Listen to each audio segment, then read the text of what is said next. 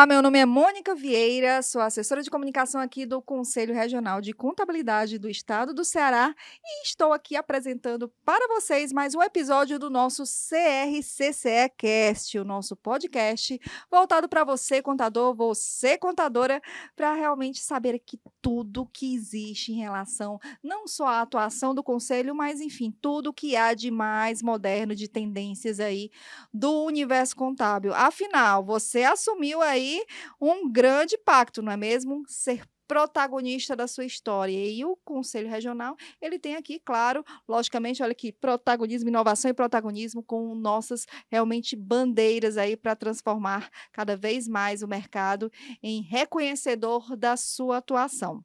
Bem, o nosso episódio de hoje a gente sempre traz, logicamente, alguém bem importante, algum especialista e que também tem atuação no conselho para falar sobre um tema específico. Hoje vamos falar sobre perícia contábil, mas de um assunto ainda mais específico.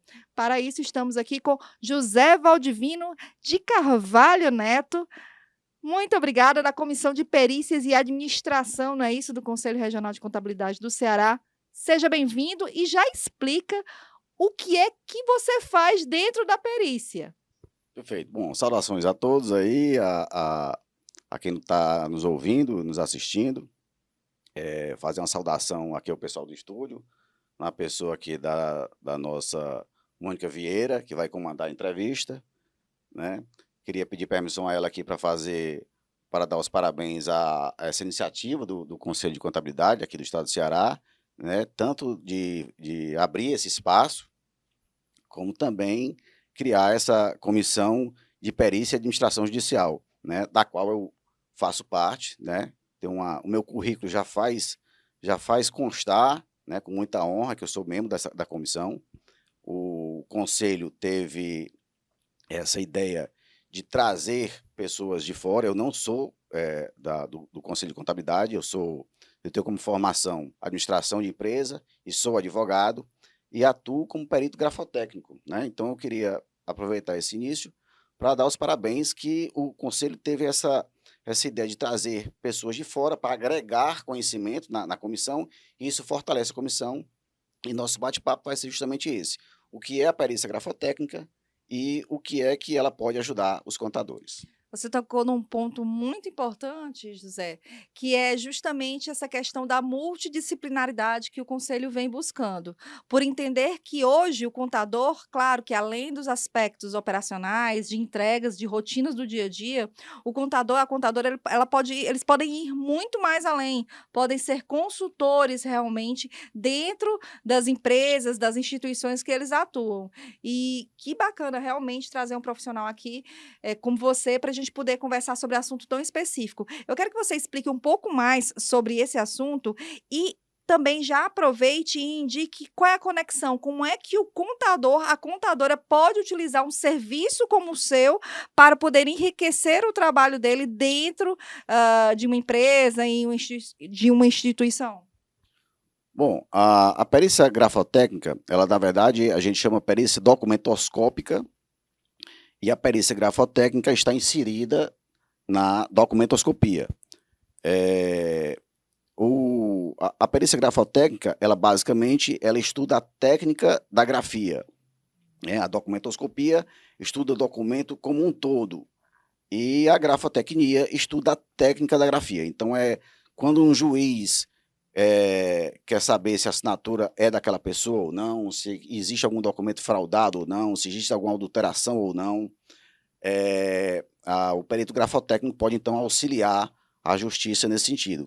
E aí os contadores têm muito o contrato social das empresas, que geralmente existe no dia a dia a falsificação por adulteração de contratos sociais.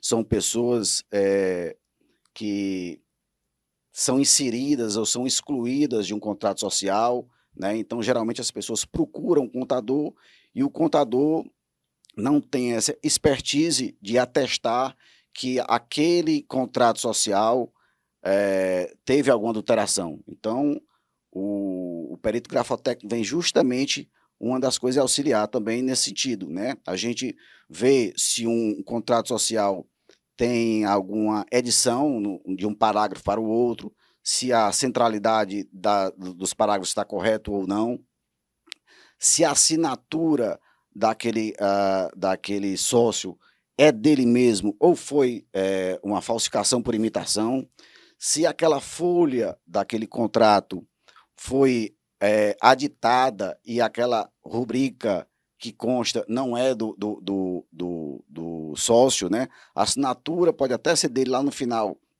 mas o corpo do contrato foi aditado, foi falsificado. Então, tudo isso, às vezes as pessoas se deparam com isso e procuram um perito grafotécnico ou procuram o seu próprio contador, e o contador, caso sinta necessidade, procura o perito grafotécnico justamente para a gente atestar que existe ou não essa falsificação do contrato. E aí eu vou te fazer uma pergunta que inclusive hoje cada vez mais é praticado, e como é que fica a sua atuação nesse sentido, que são as assinaturas digitais, né? São vários portais aí, eu estou até tirando aí um pouco aí do roteiro, mas é porque também é importante, né? E muitas vezes a gente pergunta para o contador, para a contadora que nos auxiliam, qual é o melhor caminho, se é o boa e velha impressão do documento para a pessoa assinar, registro em cartório, ou essa questão da modernidade, né? De plataformas que hoje existem, que você manda o contrato, tem inclusive plataformas que você preenche já automaticamente, já sai o contrato, e aí se manda para as pessoas para que elas possam assinar, tanto o signatário, enfim, o contratante, o contratado, o sócio, a sócia, testemunhas, como é que fica a sua atuação nesse sentido? Porque, inclusive, até nessas plataformas, tem até a opção de você escolher a fonte da sua assinatura, né? Você quer o quê? O Mônica como, né? É itálico, em negrito, enfim. Fala como é que fica a sua atuação nesse sentido. Realmente, o ideal, a perícia, o local do crime de um perito grafotécnico, porque todo perito tem um local de crime, o local de crime do perito grafotécnico é o documento, é o papel, é aquele suporte onde você anuiu aquela ideia, né?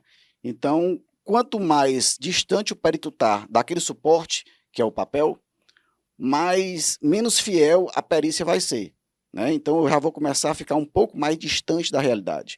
Então, se você faz uma assinatura no tablet, né? Você vai comprar alguma coisa e você assina no tablet, igual como você faz tirar uma carteira de CNH ou identidade agora, e o equipamento captura e põe no documento.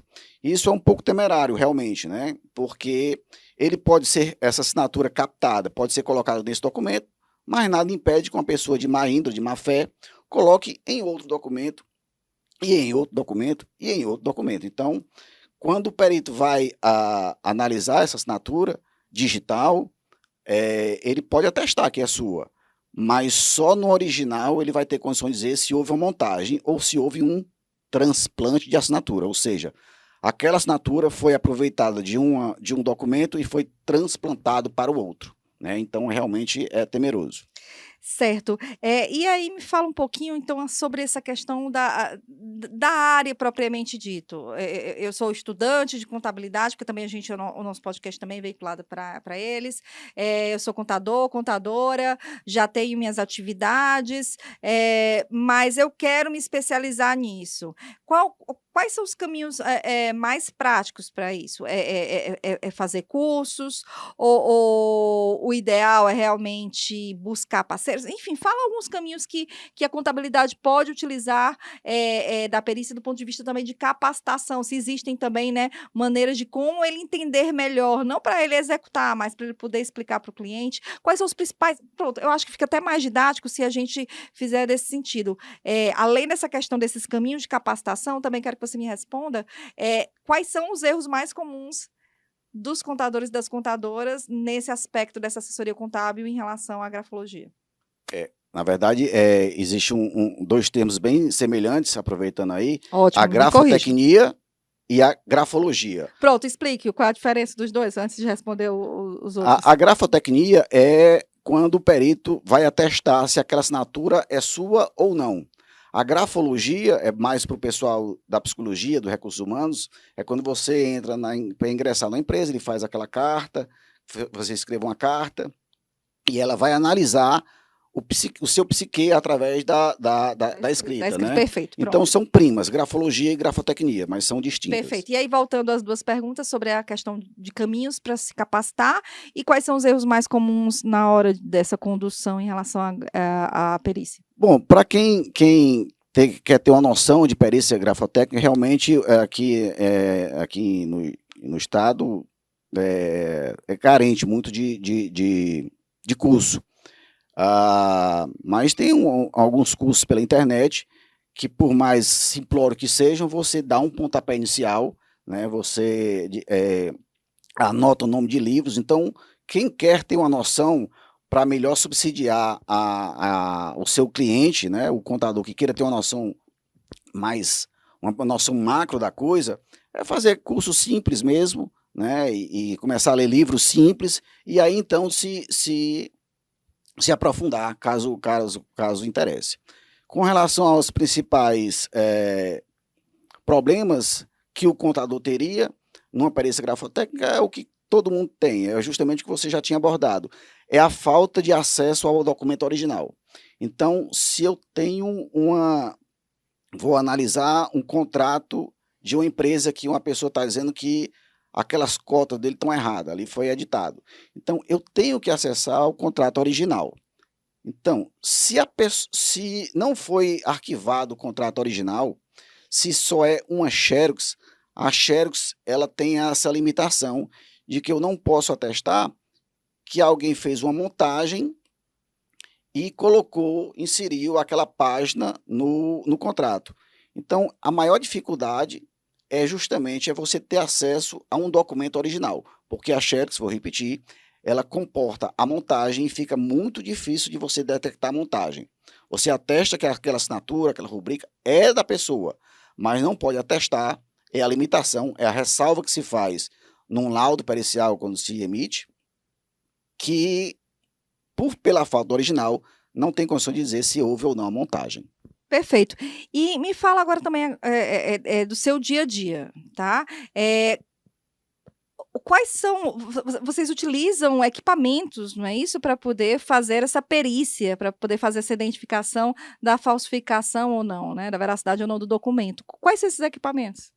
O homem, né, ele tem a sua hipossuficiência, né, ele enxerga pouco, usa o óculos, usa o binóculo, ele anda devagar, faz o automóvel, faz o avião, e assim é o perito grafotécnico, né? A gente tem a técnica de visualizar o que analisar em uma assinatura, em uma grafia, em um documento, mas lógico, para ampliar aquele detalhe, a gente se vale de boas lentes para ampliar, bons scanners, né, bons programas mesmo de computador que ajudam a ver, por exemplo, a luminescência de uma caneta. Se eu escrevi um número 3 com a caneta azul, e aí depois de um outro tempo, daquele 6 eu quis fazer um 8 também com a caneta azul, e fechei o semicírculo do 3 e formou um 8, a gente tem um mouse que, com a luminescência, o infravermelho, ultravioleta, ele mostra que tem 2 instrumentos escritores naquela mesma grafia para comprovar ao juiz que houve, então, uma adulteração de grafismo para adulterar a ideia daquele documento. Uau, então é trabalho de detetive, né? De investigação mesmo. Exatamente. Foi isso que mais despertou em você ao entrar nesse caminho? Olha, na verdade, eu fiz esse curso de perito documentoscópico, a perícia documentoscópica em 2004, um amigo meu me chamou. Quem ministrava o curso era o pessoal da Polícia Civil, foi ministrado na Escola dos Magistrados aqui do estado do Ceará, foi onde se sediou o curso, e a chancela do diploma foi pela UFC. Então eu fiz esse curso sem pretensão nenhuma, como eu disse, eu sou advogado. Esse curso eu fiz ainda quando acadêmico de Direito, meu pai já era advogado, eu trabalhava no escritório, e nós topamos no escritório com um processo que precisava de uma perícia grafotécnica. E eu disse, eu já fiz esse curso. Então eu fiz a aquisitação, que é justamente as perguntas para o perito, que nomeado pelo juiz, responder. E aí eu me interessei mais e comecei a me habilitar na Secretaria da Vara. Eu sou habilitado tanto no Fórum Trabalhista, quanto no Fórum da Justiça Federal, como no Fórum da Justiça Estadual. São os 3 fóruns, né? A gente se habilita para ficar à disposição do juiz e auxiliá-lo quando precisa. Então foi isso o pontapé, a perícia me encontrou nesse processo do escritório. E aí eu me apaixonei. Ah, que maravilha. Pronto. É uma pena a gente, né, é um assunto que a gente fica curioso, porque, assim, investigação é um assunto que realmente desperta muito interesse. Eu tenho certeza que você aí deve ter muitos casos e muitos causos, né, a contar, a compartilhar. Eu queria que você falasse só claro, sem identificar nomes, enfim, o que você pode contar aí de casos curiosos nessa sua vivência aí ao longo de toda a sua jornada, até para despertar aqui, para os contadores e as contadoras entenderem até onde vai o seu trabalho. Tá certo. Eu só queria lembrar aqui, mandar um abraço para o nosso presidente, que é o Alex Andrade, né, que é o presidente da comissão, quem está na batuta da comissão. E um pouquinho antes de responder a sua pergunta, eu vou só dar uma pincelada rápida do que se analisa numa assinatura, que geralmente é assinatura, né? Eu digo assinatura, mas pode ser uma grafia de uma carta e tudo mais. Então a gente analisa, são vários aspectos. É a pressão que a pessoa utiliza, né? A pressão que a pessoa utiliza no instrumento escritor, ou seja, na caneta, no papel. O alinhamento de pauta, ou se você escreve exatamente em cima da linha de pauta ou abaixo da linha de pauta, cada gesto gráfico desse você faz de uma forma inconsciente, que você, em analisando o conjunto como todo, vai convergir ou divergir para dizer que é a sua assinatura ou não. E lógico, tem várias outras, tem a inclinação axial da grafia. Se você, na sua grafia, tende ela a tombar à esquerda, permanecer de forma vertical, ou de forma à direita, tem a inclinação axial, a pressão, o espaçamento. A pessoa começa a grafar exatamente no começo da linha de pauta, antes da linha de pauta, muito depois da linha de pauta. Você escreve seu nome, deixando espaçamento entre os nomes. Não deixe espaçamentos entre os nomes. O espaçamento é grande, é pequeno, então são vários aspectos que você vai analisar numa grafia que vão fazer você convergir ou divergir da sua assinatura. Eita, tô aprendendo muito. Mas vamos aqui, para poder encerrar aqui o nosso bate-papo, conta aí uma história, um caso aí curioso, no que você puder, claro, compartilhar para nós. Perfeito. Bom, eu fui nomeado para fazer uma perícia em um contrato de empréstimo bancário de uma pessoa bem idosa, e geralmente eu marco no meu escritório, né, o juiz nomeia a gente, eu marco no escritório para coletar o padrão gráfico. A pessoa vai e assina várias vezes para eu fazer a confrontação com aquela assinatura. E marquei o dia, mas o advogado disse, periciada com 87 anos de idade, com dificuldade de locomoção, sem condições de ir até o perito, que o perito venha até a periciada na residência dela. A Secretaria da Vara tem sempre bom acesso a gente telefonou para mim e disse, doutor, vamos majorar os honorários, mas o senhor pode ir até lá, a gente vai disponibilizar uma viatura, um motorista da Justiça Federal, e para o senhor ir lá perfeitamente, sem problema nenhum. E era um bairro distante aqui, e fomos, eu e o motorista, o servidor lá da Justiça Federal, e aí eu marquei às 2h, então 1h30 a gente já estava atrás do endereço no bairro periférico. Então eu fui de paletó e gravata, né? A viatura que foi utilizada era uma viatura descaracterizada, preta, com isso filme, e a gente procurando o endereço, nos perdemos. Eu fui perguntar numa mercearia onde era aquela rua, né? E a pessoa já atendia a gente entre grades, com medo de assalto. E quando ela me viu saindo de um carro preto, num bairro periférico, de paletó e gravata, ela achou muito estranho, deu 2 passos para trás e disse, não, senhor, eu não sei onde é essa rua. E aí entrei no carro novamente, desde que nós já estávamos na rua. Então aí é que a pessoa deve ter achado estranho. Finalmente nós encontramos a periciada, mas hoje em dia, aqui no Brasil todo, mas também aqui em Fortaleza, a guerra civil em matéria de marginalização, de assaltos, né? Então a gente já era para ter baixado os vídeos, para se identificar, para a turma ver, mas a gente correu um certo risco. Mas o interessante também, complementando a história, é que a periciada era realmente bem idosa. Eu disse, a senhora vai assinar aqui nessa folha? Eu disse, olha, eu não assino, eu não sei escrever. E aí a neta dela veio com toda a documentação dela, umas 3 carteiras profissionais, RG. Tudo assinadinho. Não, todas elas, desde quando ela era mocinha, nunca era analfabeta, não assina, e mesmo assim o banco fez o empréstimo com ela assinando, ou seja, eu não fiz nenhum laudo, mas uma ata técnica mostrando que realmente se ela comprovou que não assinou, né, não tinha documento com ela assinando, o banco foi um pouco omisso, talvez fosse o caso de pedir também uma digital do contrato, que eu também faço a perícia papiloscópica, né, de digital, dos papiros dos dedos. Mas foi um percalço que eu e o servidor lá da Justiça Federal, nós passamos. Não sei se a gente foi bem visto ou não lá pelo bairro, ou se algum marginal estava lá olhando a gente, mas aqui e acolá a gente tem esses percalços mesmo. Mas deu tudo certo e o senhor está aqui contando aqui essa história.